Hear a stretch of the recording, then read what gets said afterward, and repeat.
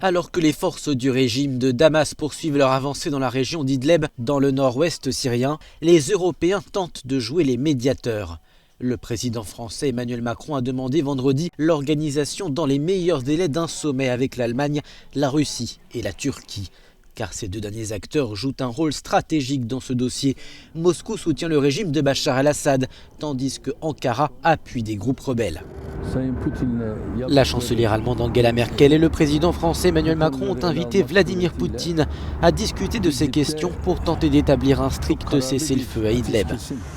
Des affrontements meurtriers y ont opposé les forces turques aux troupes syriennes ces dernières semaines. Jeudi, la Turquie a annoncé la mort de 2 de ses soldats tués dans une frappe aérienne attribuée au régime syrien. Moscou accuse de son côté Ankara de soutenir des groupes terroristes dans la région. Il n'y a pas de solution militaire à la crise syrienne. La seule solution possible reste politique. Ce cauchemar humanitaire créé par l'homme qui fait souffrir le peuple syrien depuis si longtemps doit cesser. Il doit cesser maintenant. Sur le plan humanitaire, les combats dans la province d'Idlib ont provoqué de gigantesques déplacements de population. Au moins 900 000 personnes, en majorité des femmes et des enfants, ont fui l'offensive menée par le régime syrien et appuyée par Moscou.